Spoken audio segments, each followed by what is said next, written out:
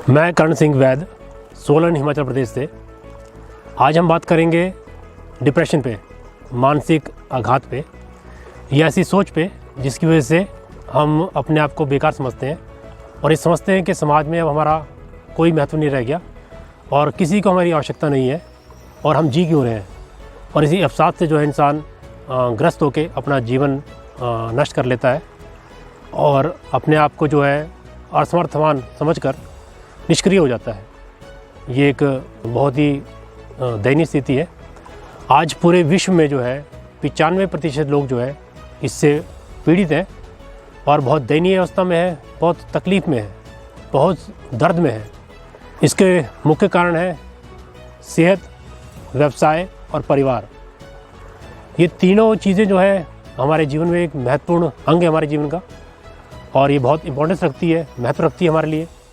लेकिन इन तीनों से अधिक जो महत्व रखती है हमारे लिए वो सबसे महत्वपूर्ण चीज़ है सोच। मानसिक आघात या डिप्रेशन जो है उसका मुख्य कारण जो है हमारी सोच है। कहते हैं कि दुनिया हमारे बारे में क्या सोचती है ये महत्व नहीं रखता, महत्व ये रखता है कि हम दुनिया के बारे में क्या सोचते हैं। किसी ने हमें क्या देखा हमारे में ये महत्व नहीं रखता, लेकिन हमने किसी के बारे में क्या देखा ये ज़्यादा महत्व रखता है। अगर हम कहें कि किसी मिठाई की दुकान में गए, वहाँ असंख्य जो है मिठाई की दुकान मिठाइयाँ रखी हैं, लेकिन उससे हमें स्वाद नहीं आने वाला। स्वाद कब आता है? जब उसका हम चयन करते हैं और उसका अपने ऊपर असर देखते हैं, स्वाद देखते हैं। डिप्रेशन की ना तो आज तक कोई दवाई बनी है, ना ही कभी बन सकती है। इसके बचाव के लिए लोग नशे का इस्तेमाल कर रहे हैं, नींद की गोलियाँ खा रहे हैं और ऐसे कार्य कर रहे हैं जिससे उनका अवसाद जो है, मानसिक रोग जो है या डिप्रेशन जो है वो लगातार बढ़ता चला जा रहा है। इस वीडियो के माध्यम से बहुत सरल तरीके से मैं आपको बताने वाला हूँ कि कैसे आपने डिप्रेशन के उभरना है और आप सरल जीवन जी पाएंगे और जीवन में वो चीज़ प्राप्त कर पाएंगे जिसकी आपको अभिलाषा है और पूर्ण रूप से आप इससे सकारात्मक रूप से उभर पाएंगे। डिप्रेशन जो है जिन मुख्य 4 कारणों की वजह से हो रहा है उसमें सर्वप्रथम आता है सेहत।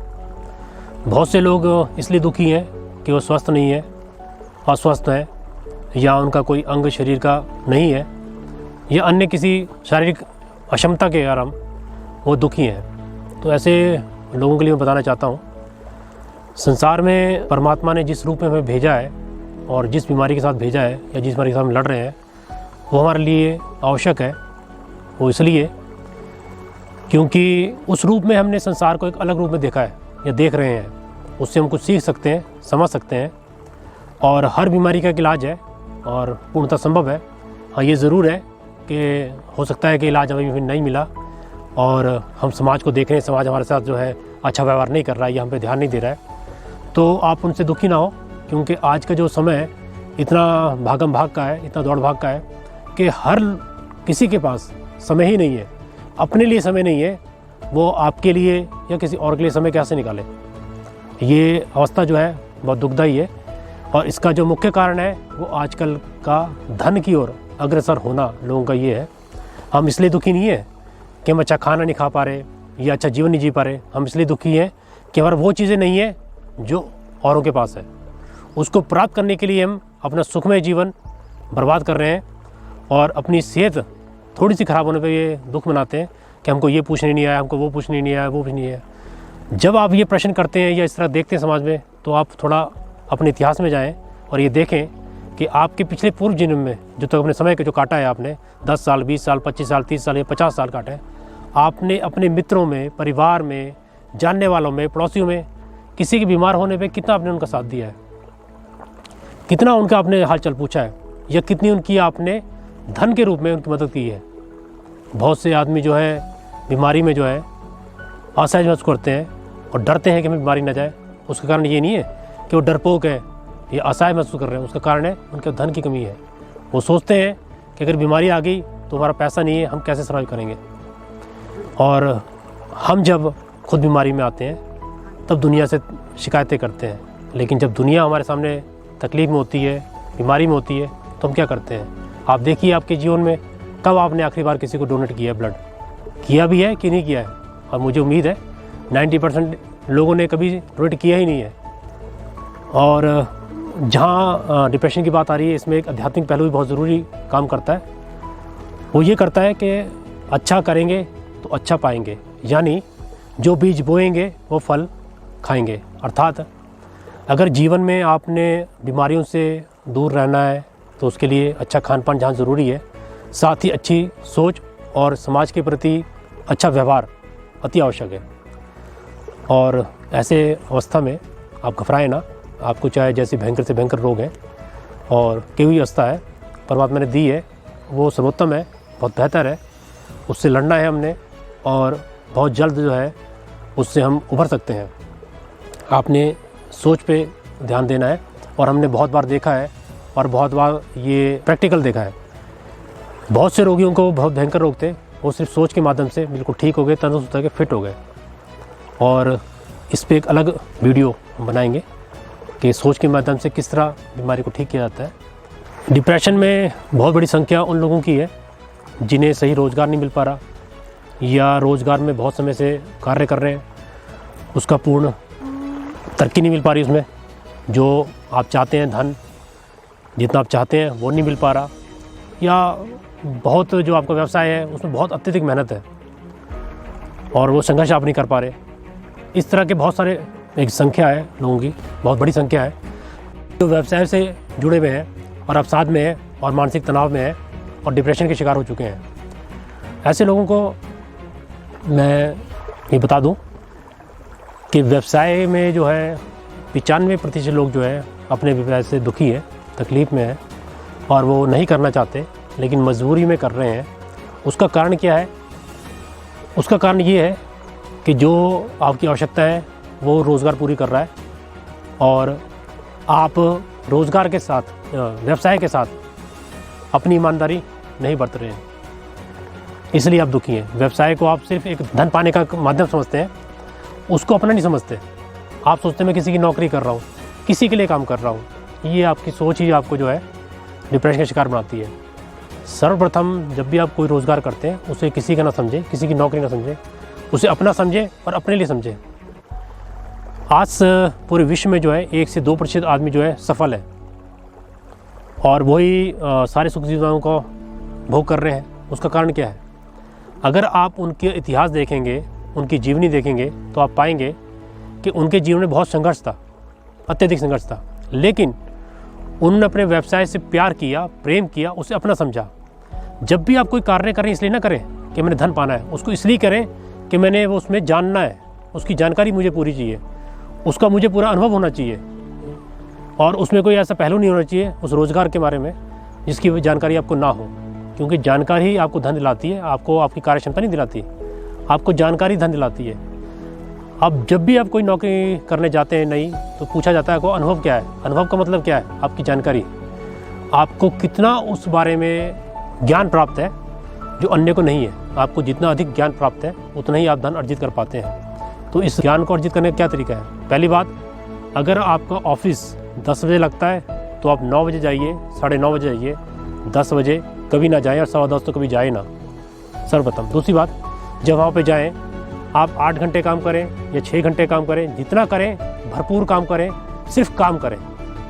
आपकी परिवार की समस्याएं हैं, कोई अन्य समस्या है, उस समय उसको अपने मस्तिष्क में ना लाएं और काम पे उसको प्रभावी ना होने दें।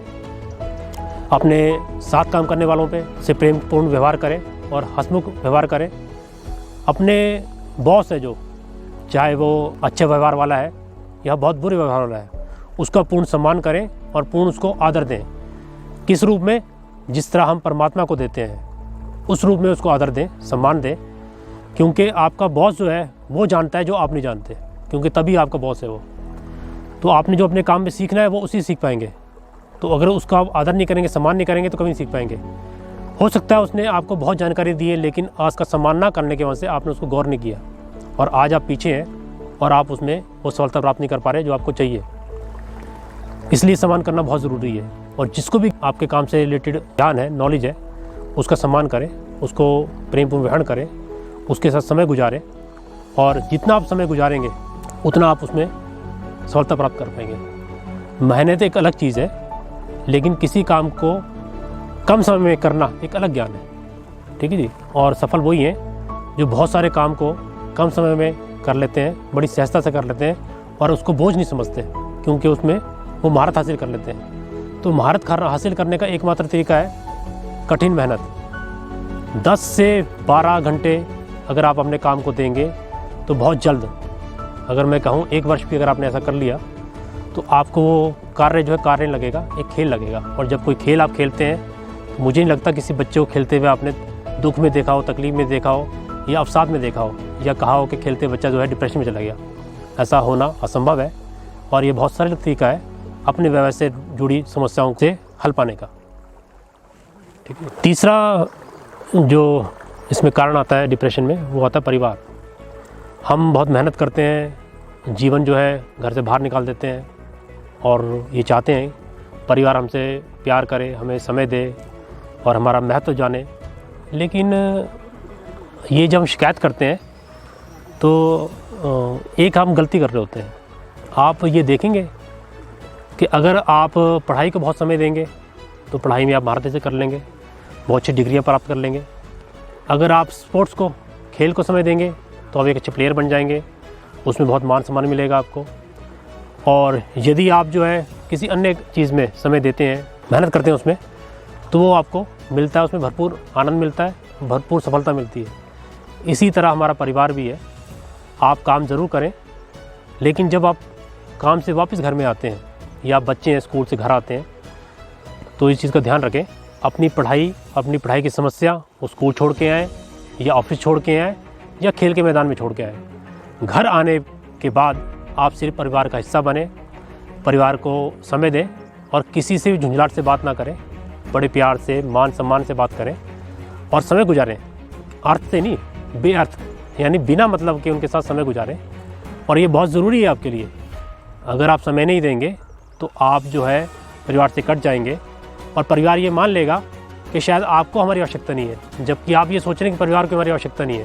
और असल कारण ये है कि आपके समय ना देने के कारण परिवार ने ये मान लिया है कि आपके लिए हमारे पास समय नहीं है और ना आपके दिल में हमारे प्रति कोई प्रेम भाव है। इसी कारण जो है परिवार अलग हो जाता है और यही आपका जो है एक दुख का कारण बनता है कि मेरे बच्चे मेरा बात नहीं मान रहे, मेरे माँ बाप मेरी बात नहीं मान रहे, भाई बहन मेरे से कट चुके हैं, मेरी पति या पत्नी जो है मुझे वो समय नहीं दे पा रही। आप उनके लिए कुछ करें, कुछ सरप्राइज़ करें, कुछ उनके लिए प्रेम से करें, जो भी करें प्रेम से करें, क्योंकि पूरे संसार का आधार जो है वो केवल प्रेम है। और प्रेम एक ऐसी चीज़ है कि भले ही आपको उसमें सफलता या जो आप चाह रहे हैं वो लेट मिले, लेकिन ज़रूर मिलेगी, निश्चित तौर पे मिलेगी। तो परिवार को समय आपने देना है, तब आपको परिवार समय देगा और धीरे धीरे आप देखेंगे जो आप परिवार से चाह रहे थे परिवार से आपको मिलने लग गया। दूसरी बात, हर परिवार में, हर समाज में कुछ त्रुटियाँ हैं, कमियाँ हैं, वो रहती हैं, वो इस संसार की खूबियाँ हैं, वो रहेंगी। जो परिवार का सदस्य जैसा है उसको उसी रूप में आप ग्रहण कर लें। यानी किसी की आदत है चिल्ला के बोलने की, तो आप कभी गुस्सा ना करें चिल्ला के बोल रहे हैं या कितनी बार बोल दिया आपको, कैसे क्यों बोलते हैं आप, ये उसको प्रश्न ना करें, ना उसको इस बात को दोहराएं। आप उसको मान लीजिए कि उसकी आदत है, तो आपको सहज हो जाएगा, आसान हो जाएगा उससे व्यवहार करना। किसी की आदत है घर में जो है वो काम करने की जो आपको बिल्कुल पसंद नहीं है, तो आप वो समय बदलें और उसको दोष ना दें, उसके पास जाएं और जब वो कार्य कर रहा है उसमें एंजॉय करें, उसकी मदद करें और उसमें आनंद लें थोड़ा सा। जब आप ऐसा करेंगे तो एक दिन वो ज़रूर पूछेगा, भाई तू तो अच्छा नहीं लगता तेरे को ये काम, आज तू मुझे क्यों इसमें वो कर रहा है। वो इसलिए कि भाई मुझे तकलीफ़ ज़रूर होती है, पर शायद तुझे बहुत अच्छा लगता है, मेरी तकलीफ़ से ज़्यादा तेरे को अच्छा लगता है, तो मैं तेरे लिए चाहता हूँ कि तू उसको तू करे। जब इस तरह से आप उससे बात करेंगे तो उसको समझ आएगा कि वाकई तकलीफ़ कोई चीज़ होती है और अगर ये मेरे लिए कुछ कर सकता है तो मुझे भी इसके लिए कुछ करना चाहिए। ठीक है, ये एक बहुत सकारात्मक पहलू है और इसका सकारात्मक मैंने प्रभाव देखा है और अक्सर मैं बहुत लोगों को सलाह देता हूँ इस तरह करने की और इसके अच्छे इम्पैक्ट आए हैं, रिज़ल्ट आए हैं और आप भी इसको करें। दूसरी बात ये है, जब भी आपसे परिवार में, दोस्तों में या कोई अन्य आदमी जो आपका परिवार का हिस्सा नहीं है कोई सलाह मांगने आता है, आपसे सलाह मांगने आता है, तो इसको सलाह दें, और सलाह वो दें जिस पे आप स्वयं अमल कर सकते हैं। जिस पे आप अमल नहीं कर सकते वो सलाह कभी किसी को ना दें। इस कारण जो है समाज आपसे दूर हो जाता है, परिवार दूर हो जाता है, दोस्त दूर हो जाते हैं। और परिवार को परिवार के रूप में लें, उनसे प्रेमपूर्ण व्यवहार करें, आप देखेंगे कि आपकी समस्याएं जो है दूर हो गई हैं। मानसिक आघात से या डिप्रेशन से उभरने के लिए जो ज़रूरी चीज़ है वो है सोच। सोच ही हमें संसार में ऊपर उठाती है, सोच ही हमें संसार में नीचे लाती है, सोच ही हमें सकारात्मक रखती है और सोच ही हमें नकारात्मक रखती है। कहते हैं कि खुद को कर बुलंद इतना कि खुदा खुद बंदे से पूछे कि तेरी रज़ा क्या है। इसका साधारण तौर पे जो अर्थ लिया जाता है वो यह लिया जाता है कि हम अपने आप को किसी भी दिशा में, रोज़गार में इतना सफल बनाएं कि हर चीज़ हमारे पास मौजूद रहे और किसी चीज़ की हमें दिक्कत ना रहे। लेकिन असल में इसका जो अर्थ है वो ये है कि खुद को कर बुलंद इतना, तो बुलंद कैसे करेंगे हम? बुलंद करने के लिए हमें कठिन परिश्रम और एक नियमावली यानी समय सारणी के अनुसार जो है अपने जीवन को ढालना पड़ेगा, और नित्य नियम के हिसाब से जो हमने समय तय करेंगे उस हिसाब से कठिन मेहनत करके इतनी मेहनत करें, दिन में 10 से 18 घंटे मेहनत करें, 1 साल 2 साल, और आप देखेंगे जिस विषय पे, जिस उद्देश्य के ऊपर आप ये समय लगा रहे थे वो आपको अर्जित होगा। ना केवल आपको अर्जित होगा, उसमें आपको महारत भी हासिल होगी।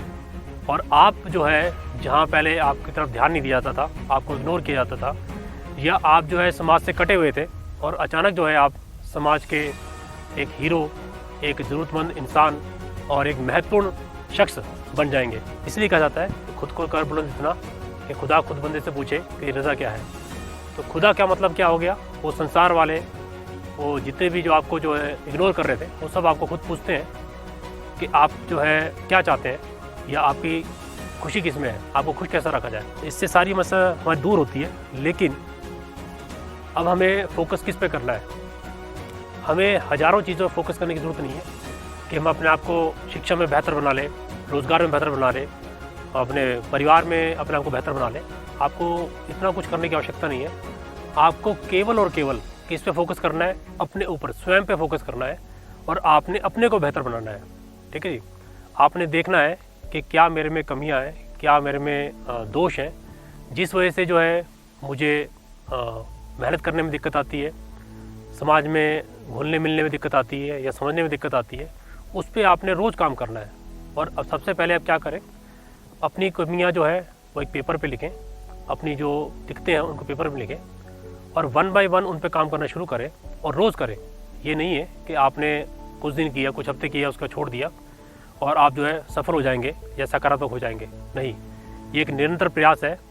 और जितने भी विद्वान हुए हैं और सफल व्यक्ति हुए हैं, उनकी आप जीवनी पढ़ेंगे तो उसमें देखेंगे वो निरंतर प्रयास करते हैं। जिस समय वो किसी कंपटीशन के लिए तैयारी कर रहे थे उस समय भी, और जिस टाइम तैयारी नहीं कर रहे होते उस समय भी, वो लगातार अपने को सफल बनाने के लिए प्रयासरत रहते हैं। तो हमें भी इस पर लगातार प्रयास करना चाहिए। जब सोच की बात आती है तो सोच को हम कैसे सकारात्मक बनाएं, कैसे शक्तिशाली बनाएं, जिससे हमारा जीवन जो है सफलमय होए और हम इससे उभर सकें। इसके लिए बहुत साधारण तरीका है। आप जो है ध्यान मुद्रा यानी मेडिटेशन का सहारा लें, मेडिटेशन करें, और एक दिन में 24 घंटे में कम से कम 1 घंटा एकांत में अवश्य निकालें। ये अति आवश्यक है उन लोगों के लिए जो ज़िंदगी में सफलता चाहते हैं और अपने को एकाग्र रहना चाहते हैं, और जिस फील्ड में आप काम कर रहे हैं जिसमें आपको रास्ता नहीं मिल रहा है, और बहुत मेहनत करने के बाद भी आपको उसमें कोई सही रास्ता, दिशा नहीं मिल रही, सफलता नहीं मिल पा रही, ऐसे लोगों को जो है मेडिटेशन करना अति आवश्यक है। आपने मेडिटेशन करना कैसा है? वैसे तो बहुत सारी पद्धतियाँ आज विद्यमान है, लेकिन आपको मैं सरल तरीका बताता हूँ। आपने क्या करना है? सबसे पहले आप आंख बंद कर लें। आंख बंद करते ही, जैसे मैंने भी आंखें बंद कर रखी हैं, आंख बंद करते ही आपको अंधेरा दिखाई देगा। अब आपने क्या करना है? इस अंधेरे को ही देखना है, सिर्फ केवल और केवल इस अंधेरे को ही देखना है। यदि आप कोई मंत्र का उच्चारण करना चाहें तो किसी मंत्र का उच्चारण कर सकते हैं, अन्यथा आप केवल इस अंधेरे को देखें और इस पे ही ध्यान केंद्रित रखें। इसके अलावा आपको कोई विचार आता है, आपने किसी चीज़ पे ध्यान नहीं देना है, ना सांसों पे, ना अपने शरीर पर, ना ही किसी और चीज़ पे। अगर आपका मन इससे भटकता है, अरे परे जाता है, बहुत जाता है, उसके लिए आप क्या कर सकते हैं, आप किसी मंत्र का उच्चारण कर सकते हैं, किसी एक नाम का उच्चारण कर सकते हैं, या जो आपको मंत्र अच्छा लगता है, जो आपके पास जिसको नित्य नियम में आपके है, उसको ले लें और इस अंधेरे को देखते हुए उस मंत्र का आपने उच्चारण करना है। लगातार करते रहें, इसकी आवाज़ जो है वो किसी को सुनाई ना दे, आप मन में अपने उच्चारण करना है, ना बहुत तेज करना है, ना बहुत आस्ते करना है, और पूरा ध्यान से मंत्र पे ध्यान हो आपका और अंधेरा आपको दिखाई देता रहे। ये 2 चीज़ें आपने लगातार करनी है और ये इतनी ध्यान मुद्रा में करनी है, इतनी एकाग्रता से करनी है कि आपको अपना ये भी ध्यान ना रहे कि आप सांस ले रहे हैं या आप ध्यान में बैठे हुए हैं। शरीर का कोई अंग ना हिले आपका और ना ही किसी तरफ आपको ध्यान देना चाहिए। बहुत से लोग ये बोलते हैं कि आपको मन के अंदर जो विचार आ रहा है उस विचार को आप जो देखते रहें, उस तरफ जाते रहें। ऐसा ना करें, इससे मन आपका भटकता है और आपको मन केंद्रित होने में दिक्कतें आती है। जितनी भी ऊर्जा जो है वो केवल और केवल एक बिंदु पे ध्यान केंद्रित करने से ही उत्पन्न होती है।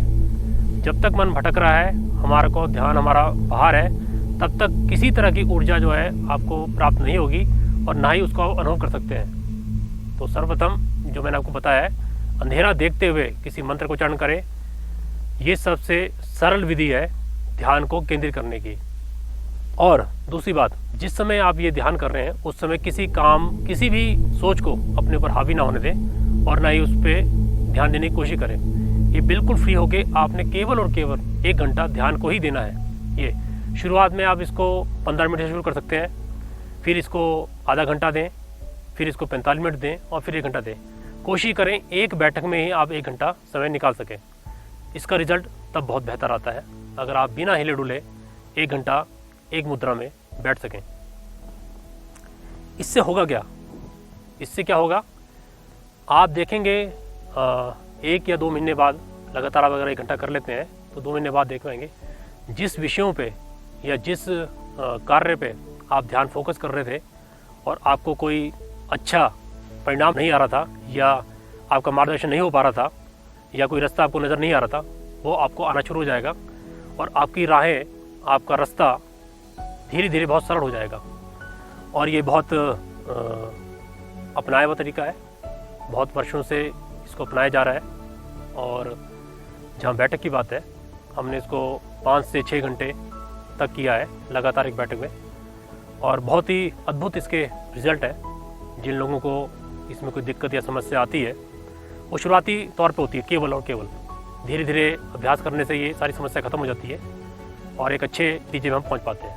ये सब कुछ करने के बाद आपने काम ज़रूर करना है और वो काम क्या है, आपने महीने में कम से कम 4 काम ऐसे करें जो बिना स्वार्थ के करें। किसी की मदद करें, किसी की सेवा करें, किसी गरीब को खाना खिला सकते हैं, किसी गरीब से कोई सामान ले सकते हैं आप और उसकी कीमत ज़्यादा दे सकते हैं। इसी तरह के अन्य किसी दोस्त की मदद कर सकते हैं जिसको उम्मीद ना हो कि आप उसकी मदद करने वाले हैं और बिना लालच के करें। चाहे वो शिक्षा से रिलेटेड हो, उसको कोई ज्ञान देना है आपने, या किसी पैसे संबंधी मदद है उसकी, या कोई अन्य जिसमें आपको महारत हासिल है या आप जो सरलता से उसके लिए कर सकते हैं, वो ज़रूर करें। आप जब ये करना शुरू करेंगे तो कुछ वर्षों में आप देखेंगे आपके अंदर जबरदस्त बदलाव आ जाएगा कि लोग आपके अनुसार जीवन ढालने की कोशिश करेंगे ये।